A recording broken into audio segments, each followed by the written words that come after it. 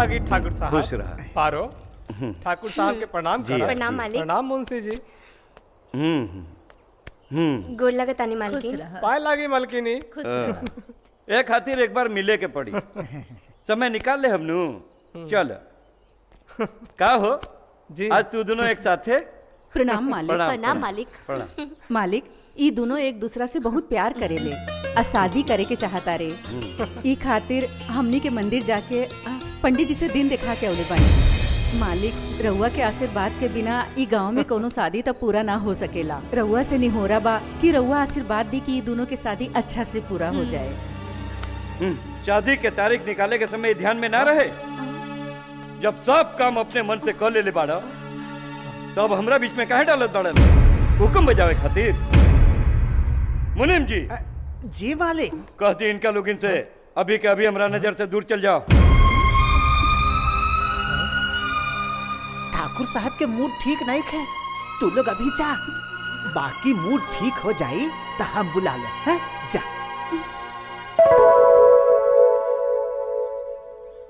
सुना सारा दुनिया जानता कि देवा हमार नौकर ना हमार जिगर के टुकड़ा। ओकर शादी साधारण शादी ना हुई। ओकर शादी बहुत धूमधाम से संपन्न हुई। ए शादी में जौन खर्चा लागी सब हम दे हम। जा तू लोग इन शादी के तैयारी करा।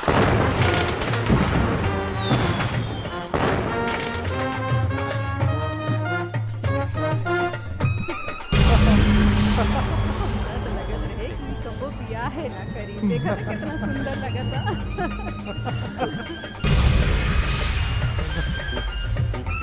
हाँ हाँ प्रणाम। प्रणाम। नसीम भाई ना आइले। बाबा कोनो काम से शहर गइल बाड़ा। ओ उ ना आई हैं। ना आ पाई। अच्छा कोनो बात ना, खाना पीना खा के जाए। हैं? ठीक बा, प्रणाम।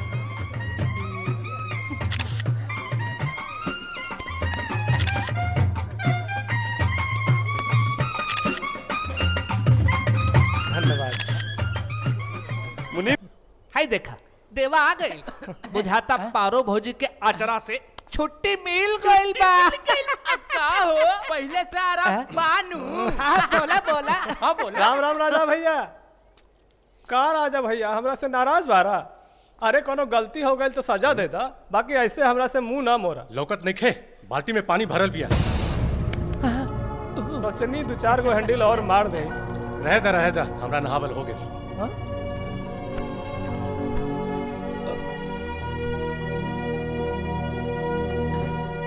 पता ना राजा भैया के का भाई जे हमरा से मुंह मोड़ लेला। पाव लागी ठाकुर साहब। देवा खुश रहा खुश रहा। का हाल चाल बा हो?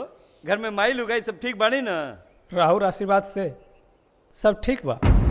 अरे ऐसे मुंह लटका के काहे बोला तारा? कहीं तोहरा दोनों में ना मालिक ऐसा बात नहीं की। बाकी हमरा यहाँ कुछ ठीक नहीं खे लगा। काहे नकी कन्या के आवे से उहे निक लागे लगल का रे। ना काकी, बाकी 12 दिन बाद आईनी है ना, ई घर तनी उदास उदास लग रहा बा। अब तू आ गई लह तो हवेलियो खुश हो जाई। ई राजा भैया तो नजर आइले, पर जाने का है उनकर मूड कुछ ठीक नहीं खे लागल हमरा। काहे है? अभी तो नहा के गइल अपना कमरा में। जा मिल ला, कहीं तोहरा मिलला से ओकर मूड ठीक हो जाए। हैं? जा मिल ला। पता ना कुछ दिन से ओकर मूड ठीक ठाक नहीं खे बुझात। का ऐसन बात बा? तब तो हम जरूरे जाए। दोनों में बड़ा मेल मिलाप रहेला ना। राजा भैया, राजा भैया, का भइल राजा भैया? हमरा से मुंह काहे मोड़ लेलवानी? का राजा भैया दरवाजा पे दस्तक दे के आवे चाहिए ना। दस्तक? पर आज से पहले तो ऐसा बात ना रहे राजा भैया। आज से पहले तो बहुते बात ना रहा, तो सबे बात के ठोबत रही। जितना कहल जाता उतना ही सुनल कर, समझला? ठीक कहला राजा भैया, हम छोट लोग तो हर प्यार के सामने अपन औकात भूल गए रहनी। हमरा के माफ कर दी। काम बोला। बस ऐसे ही हवेली आयल रहनी तो बाबा आ काकी बोले कि कुछ दिन से राजा मायूस लौकत बार। तो हम पगला सोच लेली कि कुछ दिन से हम नहीं खीनू आवत तो हमार राजा भैया के दिल न लागल हुई। तो आ गए नहीं तोहरा के दिल लगावे खातिर, पर तू तो हमरा के दिल से बाहर निकाल दिला राजा भैया। ठीक बा, अब हम चाहत बा, अब हम कभी ना आए, अब हम कभी ना आए।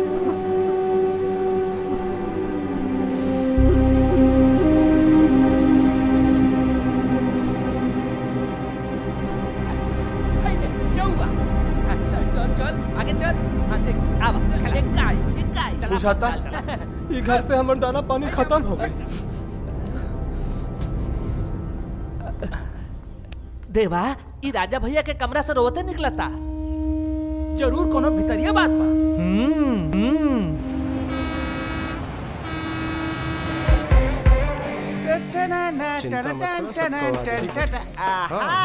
का भइल बबलू भैया, काहे हाय हाय करत लाडी फूल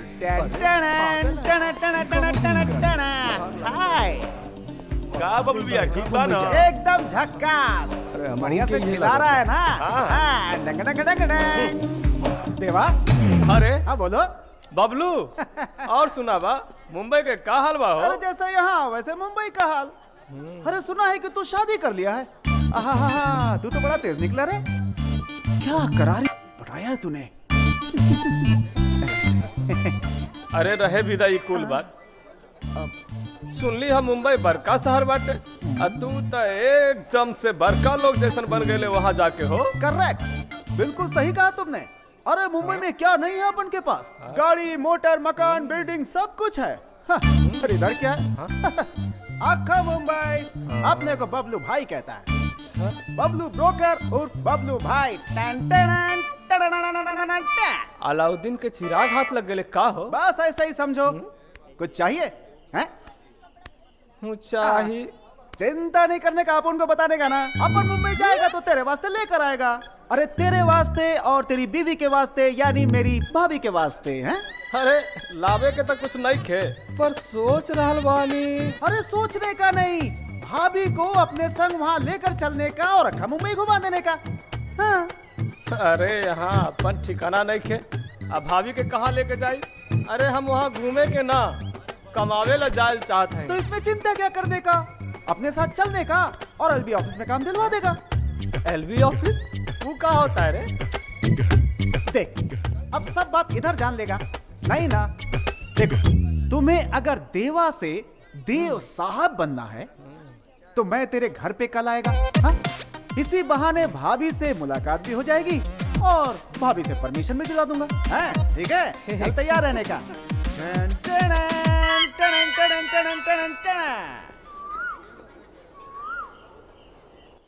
माई, ए माई, का हो? अरे वो बबलू मिले रहल मुंबई वाला। तोरा कितना बार बोलले बानी कि तू लफंगा से दूर रहा, लेकिन ना, तू तो रह गईला बानर के बनरे। अरे माई ऐसा बात नहीं खे, मुंबई जाके वो सुधर गए। अच्छा, हमू जाना था नहीं लुचवा के, समझ नहीं रहुआ। जाना था नहीं माई, जब हम अपना इनरवा पे नहात रही तब कितना बार हमरा के घुर घुर के देखत रहे। अरे ना समझ, हाँ? अब तू खुला में नहावत रहे त लइकवन सब अपन अखियां बंद कर ले का? देख रहल बानी नु माई, का मतलब हराऊ? अरे मतबल उतबल कुछो ना, बस पुरनका बात भूल के नयका जिंदगी बनावा। आहा, बड़का नयका जिंदगी बनावा, जाई जाके कुल्ला करके आई। बड़का आईनी ओकर पछ लेबे, चला तनी हमरा के सिखाबे।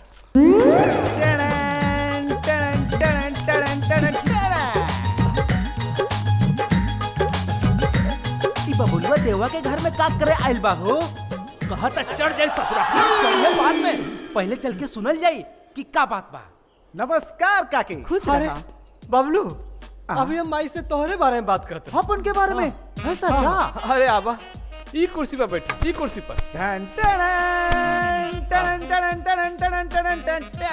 दुल्हन, तनी 2 कप चाय ले आवा, तब तक हम दोनों से बात करत आनी। काकी, अपन देवा को मुंबई ले जाने के वास्ते इधर आया है। देवा का भी मन है मुंबई जाने का, क्यों देवा? हाँ माई, बबलू ठीक है कहता। ओजा हिनकर एलबी ऑफिस है, वहाँ जाके हम नौकरी करब। अरे हम का बुझी एबी लेबी के ऑफिस, हमरा वास्ते तक करी अक्षर भैंस बराबर बा। बाकी ई अनपढ़ गवार वही जाके का करी? अब देखो, ये गांव में रहकर क्या करेगा? सुबह से लेकर शाम तक गाय भैंस चराओ और शाम को नमक रोटी प्याज खाओ। थू। ये भी कोई जिंदगी है? उधार की जिंदगी। हाँ। लुक में इधर देखने का, गोल्ड सोने का है, 10 तोले का 3 लाख, 20,000 की घड़ी है, 25,000 का मोबाइल है और 15,000 का ये जूता। और अक्खा मुंबई में अपन नौकर चाकर बंगला क्या नहीं है। ऐश ही ऐश है। काकी सोचने का, अपन अगर गांव में रहता तो क्या ऐसी जिंदगी होती? बिल्कुल नहीं। बात तो तू ठीक कह रहल बाड़ा। कमाई केकरा ना नीक लागी, बाकी अब एकर बियाह हो गइल बा, एकरा पर हमरा से ज्यादा एकर मेहरारू के हक बा, ओकरो तो रजामंदी जरूरी बा।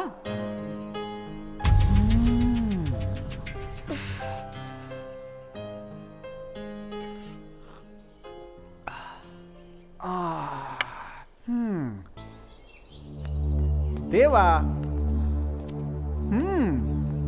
जाता नहीं माई। खुश रहा बेटा, अपन ख्याल रखिया।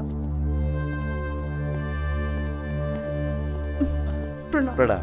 प्रणाम ठाकुर साहब। खुश रहा। प्रणाम खुश मंत्री। रहा। बेटा, राजा तो पढ़ाई लिखाई के सिलसिले में बाहर रहत रहे, लेकिन ओकरा गैर मौजूदगी में एको मिनट खातिर ओकर कमी महसूस ना होवे देला। शायद हमनियों से कोनो भूल चूक हो गई, जे आज हमनी के छोड़ के जाता रहा।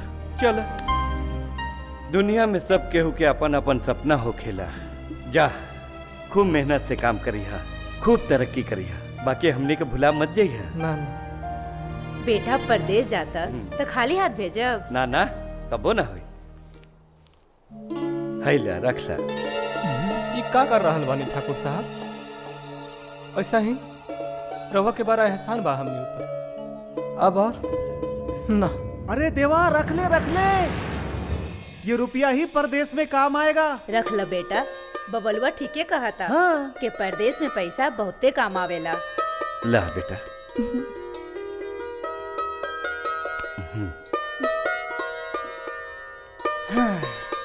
ठीक बा, जाता। जा, खुश रह।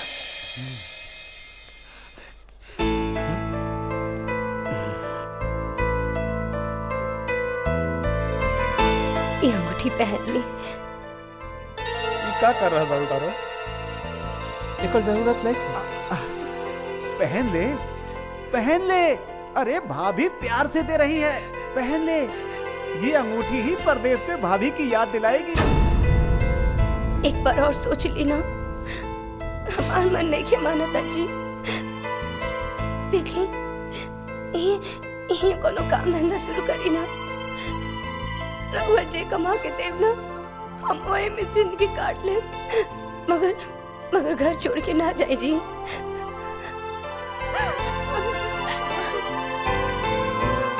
मत जाए छोड़ के।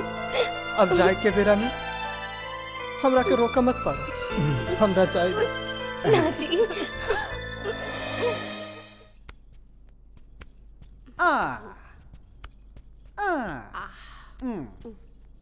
ए मौसी, देख अपन का यार आया, माय स्वीट हार्ट देवा। आज से ये अपन के साथ ही रहेगा।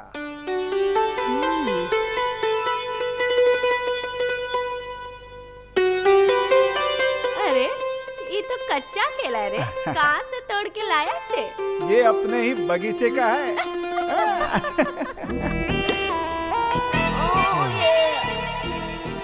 बबलू, हाँ, ये तेरा नया मुर्गा देखने में तो बिल्कुल पाउच लगता है। ना ना ना ना ना, ये पाउच नहीं है, ये हम सब लोगों के लिए कुबेर का खजाना है, खजाना।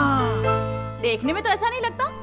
अरे ये ऐसा ही है मेरी जान, बस एक बार तू अपने शीशे में उतार ले। अभी अभी शादी हुई है, क्या बीवी है यार। एक बार अपने शीशे में उतर गया और ये अपनी बीवी को लेकर यहाँ चला आया तो समझ ले नोटों की बारिश होगी, नोटों की बारिश। रंगीली नाम है मेरा, और रंगीली के रंग से रंगे कफन में लिपटे मुर्दे जल जाते हैं, मगर रंगीली का रंगा कफन नहीं जलता। शाबाश मेरी जान।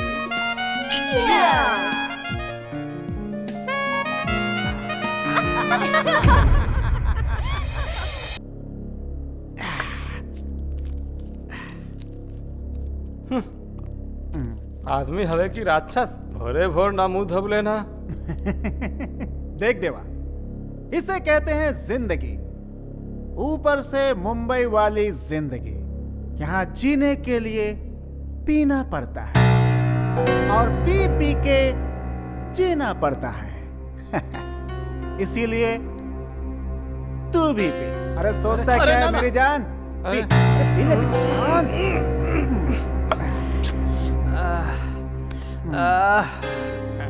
ये कौन होशियारी है रे कि जीने के लिए मरो और मर मर कर जियो।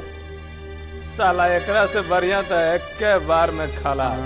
ए बबलू, हाँ, तोहर ऑफिस के का नाम है रे? LB social services.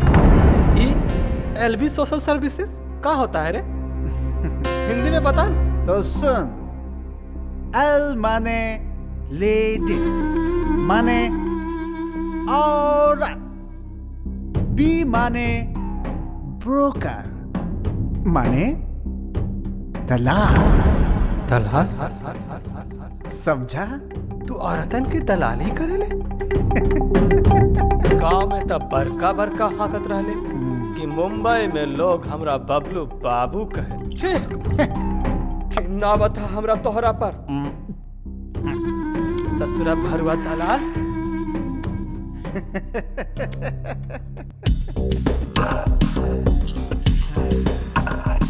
मैं दलाल हूं। औरतों की कमाई खाता हूं क्योंकि मैं दलाल हूं। सारी की सारी दुनिया दलालों से भरी पड़ी है, क्योंकि यहाँ नेता लोग वोट की खातिर देश की दलाली करते हैं, पुलिस वाले वर्दी की दलाली करते हैं, साधु महात्मा मुल्ला मौलवी संत पुजारी आस्था की दलाली करते हैं। यहाँ तक कि पानी से लेकर जवानी तक यहाँ बिकता है। बस खरीदार चाहिए। अरे तो किस किस से घिन करेगा? हाँ? किस किस से घिन करेगा तू? देख, खाली पेट दिमाग का दही मत बना। अब अपन चलता है। अगर मेरी बात समझ में आ जाए तो कल जहां गए थे वहां चले आना, वरना रात की ट्रेन है। ये ले टिकट और निकल लेना। और एक बात ध्यान रखना, ये बबलू का बोल है, बबलू का।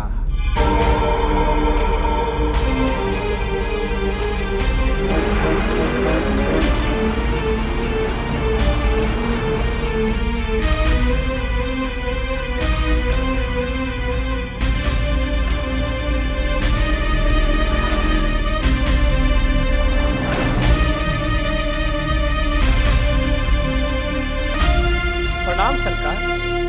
हमरा के कोनो नौकरी दे दी सरकार, रउआ के बड़ी कृपा होई। कौन है बे? कहाँ से है? हम गांव से आयल बानी सरकार। अरे तो यहाँ नौकरी मिलती है, तू घुसा कैसे? चल बाहर।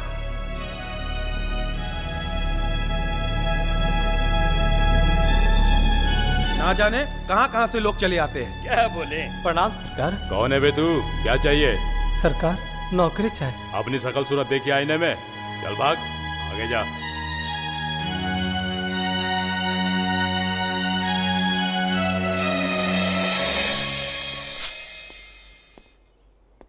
काकी, अरे आगे ला बेटा। अब पूजा के सामान बा।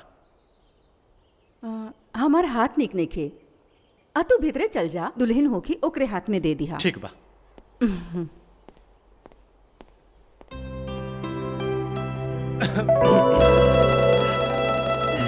पूजा के सामान बा। ओही जा रख दी।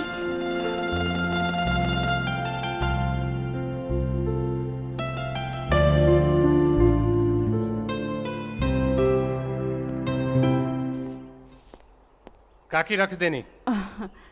रख दिहला बेटा। अच्छा सुना, सांझी खानी प्रसाद खाए खातिर आ जइहा। आज हमार बहुरिया के पहिला करवा चौथ के व्रत है ना। आ जाए जाता हाँ ठीक बा।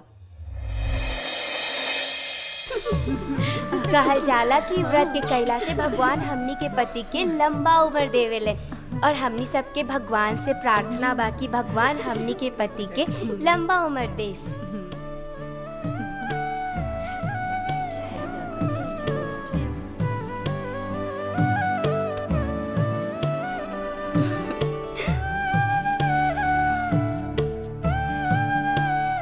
हे चांद महाराज, हमरे पति के रक्षा करिया।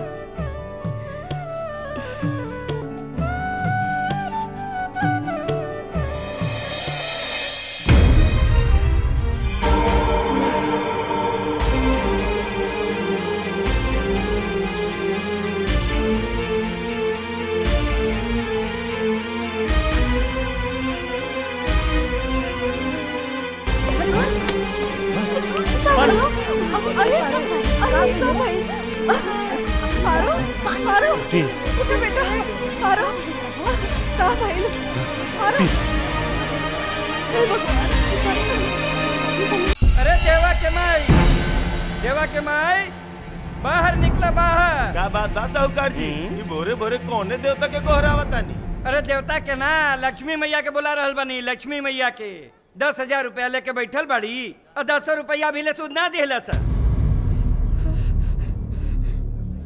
काहे हो साहूकार, इतना काहे शोर मचा रहल बानी रउआ? इला बुलाइला माई के आ गईली भौजाई। किस्मत के धनी हवा तू साहूकार। अरे चुप रह तू लोगन। ये ससुरी तो इतना जोर से कड़कल हो कि हमरो दिले पे बिजुरिया गिरा दिला। और तू लोगन के ठिठोली सूझ रहल बा। ई साहूकारवा अपन तो मूला भुला जाई, ब्याज के तो बातों न करी। राजा भैया वो देखा देवा के दुआरी पे मजबा कैसा लगा? चला देखा। चल चल आवा। ए चल हट रे, हटा रास्ता तो राजा भैया के। आवा भैया हम आऊ तो देखी मामला का बा। का हो? का कष्ट बा तोरा के? काहे दुआरी पे मजबा लगोले बाड़ा? का ऊ कर रहल बाड़ा? ठीक से बोला, का बात बा? प्रणाम काके। खुश रहा बेटा। हम बतावतानी का बात बा।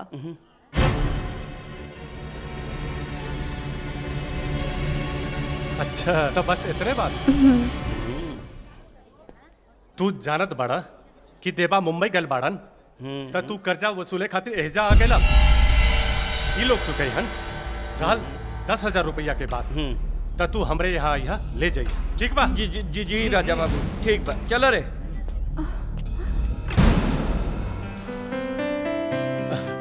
प्रणाम काके। खुश रहा बेटा। प्रणाम चाचा। हमारा तो ई लागत बा कि राजा भैया अब पारो में 60 गांठ बा। अरे धीरे बोल, ना तो केहू सुन ले तब बवाल हो जाए। बवाल होई कि सवाल होई, सब लौकत आखिया के सो जा। अब बिना आगिया के धुआं थोड़े उठेला। चल बड़ लगन के बड़ बात होला। पारो के तो मौज ही मौज बा। चल।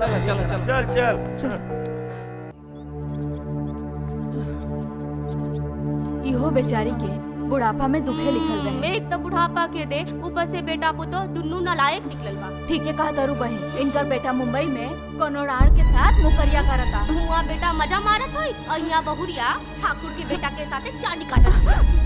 बाकिर बाप के बाप चौरिये बा। चला चला।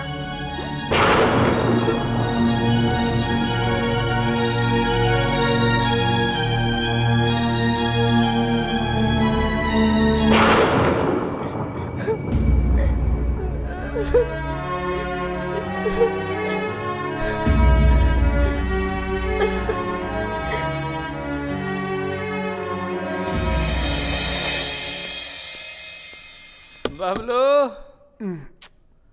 बबलू कौन है रात को देखता हूँ। बबलू हाँ बबलू बबलू, अरे का बात है रे? आज तोहर रंग ढंग तनी बदलल लग रहा बा। हाँ अरे अब तो हम तोहर रंगीली के रंग में रंग गए हो। पर ससुरा तू ही कौन चिपकी लेके माफिक रंग बदल रहा बारे हो। नशा चढ़ गई बा, तनी पानी पिला दो हमरा के। क्या मैं तेरे बाप का नौकर हूँ? चल जा खुद से पी ले। अरे नौकर ना, तू तो हमारी यार है रे जी। चल। अच्छा छोरा, हम अपने से पी लेता नहीं पानी।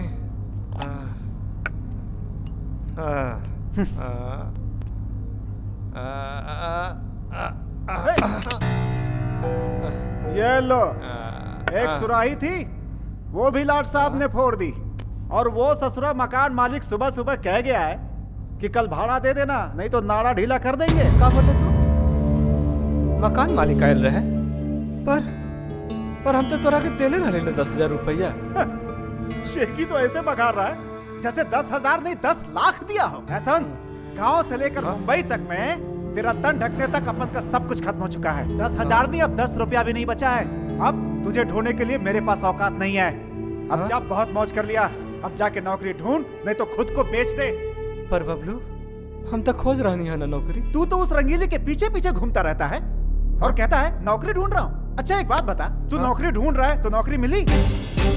उसके पल्लू में सोया रहेगा तो क्या नौकरी तेरे पास आकर कहेगी कि मालिक ले लो नौकरी, मिली नौकरी, चलो उठ, अरे उठ, अरे बाबू ई का करत रे? ऐसा मत कर, हम तो तोहरे भरोसे मुंबई आयल रहनी है और तू हमरा भगावत रे। अरे भगाए नहीं तो क्या करे? वो ससुरा मकान मालिक बार बार भाड़े के लिए कह देता है और तुमसे तो कोई आशा रही नहीं, तो क्या करें बता? हाँ? अरे हाँ? ये अंगुली तू हमारा अंगुली काटवे का? अरे नहीं, मेरा कहने का मतलब है ये अंगुली में जो अंगूठी है वो मुझे दे दो। नहीं, ये हम ना दे। हाँ? ये हमारे पारों के निशानी बा, ये ना दे। अरे नालायक, तू गंवार का गंवार ही रहेगा। देख, पारों की निशानी तू है। अरे जिंदा रहेंगे तभी तो निशानी रहेगा। हाँ चलो अब खोलो।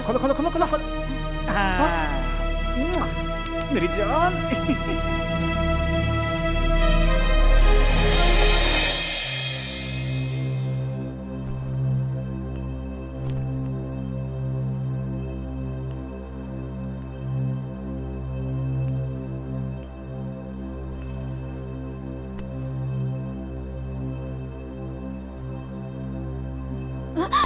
तुम यहाँ क्या कर रहे हो? तुम्हारी हिम्मत कैसे हुई आने की? हम बहुत परेशान बानी रंगीली, हमरा के अपन आगोश में जगह दे। मैं तुम्हारी बीवी नहीं हूँ, समझे तुम? आ गया निठल्लू। अरे तुम्हारी समझ में ये क्यों नहीं आता? सिर्फ फकर दलाली से काम नहीं चलती, जिंदगी गुजारने के लिए जिंदगी के दौर से गुजरना पड़ता है, समझे देवा बाबू? हम कुछ बुझनी ना। मतलब ये जिंदगी गुजारने के लिए पेट भरना पड़ता है, और तू खुद का पेट नहीं भर सकता, रंगीली का पेट क्या भरेगा बोल? भर सकता है मौसी, भर सकता है, अगर तुम लोग इसे दिल से साथ दो तो। हम लोग? हाँ रंगीली, सिर्फ तुम इसे समझा सकती हो, क्योंकि जो इसके पास हीरा है उसे बाजार में उतारने का टाइम आ गया है। हीरा बाजार टाइम? तू कार बोल रहा बार बबलू, हम कुछ ना बुझनी। देवा, ये मुंबई का वो बाजार है जहां हुस्न की खरीदारी और बिक्री से ही आदमी अपना पेट पालता है। अगर तुझे अपना पेट पालना है तो ये शराफत का चोला उतार के फेंक दे और ले आ अपनी चंचल चितवन सुंदर तन वाली अपनी घर वाली पारो को इस बाजार में।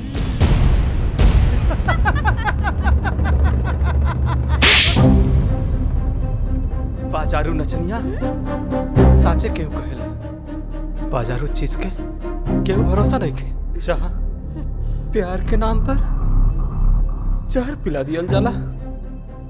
प्यार प्यार प्यार, कैसा प्यार? देवा, तुम वासना को प्यार कहते हो? अरे जो अपनी औरत का ना हो सका, वो हम जैसी बाजारू का क्या होगा?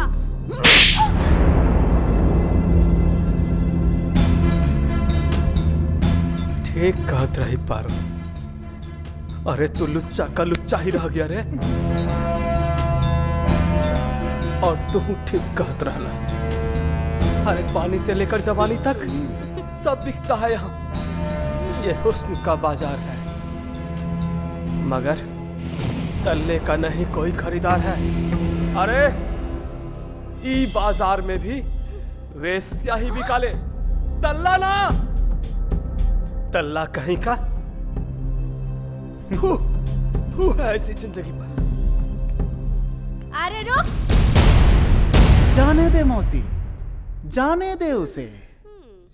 उसे जीने की चाहत है, जरा उसे जी लेने दे। हमारा क्या है, आज मुझे जी भर के पी लेने दे। आपन पसंदीदा फिल्म देखे खातिर डाउनलोड करी दंगल प्ले ऐप।